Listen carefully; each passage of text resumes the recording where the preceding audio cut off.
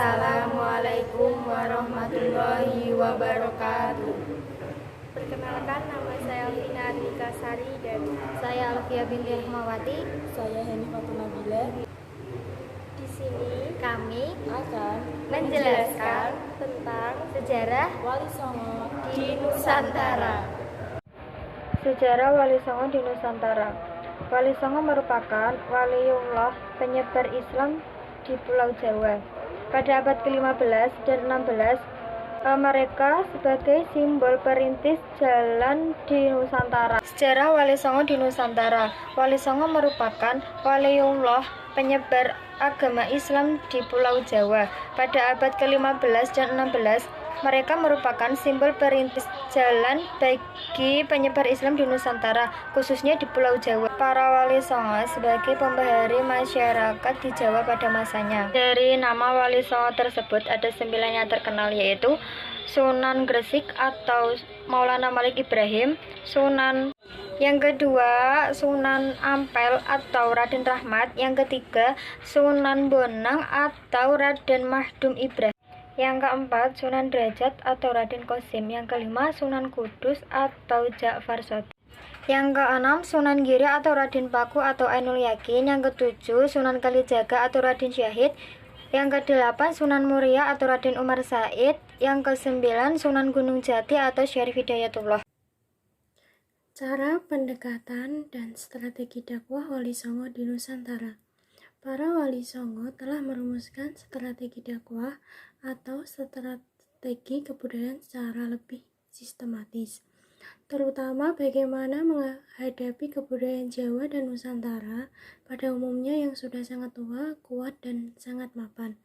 Dalam pengantar buku berjudul Atlas Wali Songo, karya Agus Suyoto, Profesor Kiai Haji Said Akil Siraj mengatakan bahwa para wali memiliki metode dakwah yang sangat bijak.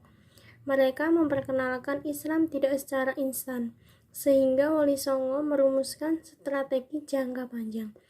Kiai Said mengungkapkan strategi para wali dalam mengembangkan ajaran Islam di bumi Nusantara dimulai dengan beberapa langkah strategis, antara lain tajril atau bertahap.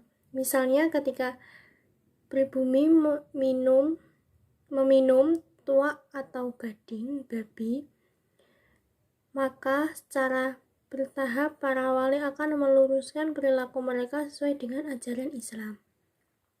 Yang kedua, adamul hajar, tidak menyakiti. Menurut Kiai Said, dengan cara ini para wali membawa Islam tidak dengan cara mengusik agama dan kepercayaan mereka, tetapi memperkuatnya dengan cara yang islami. Para wali sadar betul bahwa kenusantaraan yang kaya akan bahasa dan kebudayaan ini bagi mereka adalah anugerah Allah Subhanahu wa Ta'ala yang tiada tara. Ada 5 pendekatan dakwah yang digunakan Wali Songo diantara sebagai berikut. 1. Pendekatan teologis. 2. Pendekatan ilmiah. 3. Pendekatan kelembangan. 4. Pendekatan sosial. Dan 5. Pendekatan aktular. Model moderasi beragama Wali Songo di Nusantara tentunya bukan suatu persoalan yang baru lagi.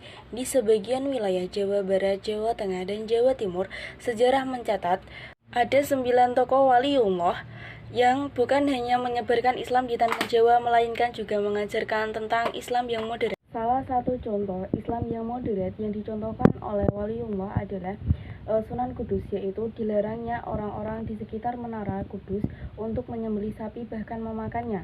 Selain itu juga arsitektur dari Menara Kudus itu sendiri merupakan arsitektur dari Hindu.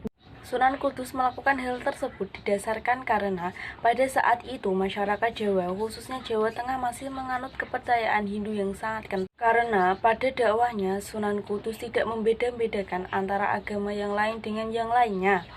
Islam tentunya perlu resiliensi atau mempertahankan umatnya, dengan modal utamanya adalah tetap menjaga keberagaman atau nilai-nilai budaya yang ada di Indonesia. Dengan meneladani sikap Wali Songo, kita menyadari bahwa di Judulnya ini tentunya didirikan oleh unsur-unsur yang berbeda, sehingga tidak sama. Hal tersebut merupakan hal hasanah bagi umat manusia, bahwa perbedaan itu adalah sunatullah yang tidak dapat dihindari lagi. Terima kasih. Jangan lupa like, comment, and subscribe. Bye-bye. Wassalamualaikum warahmatullahi wabarakatuh.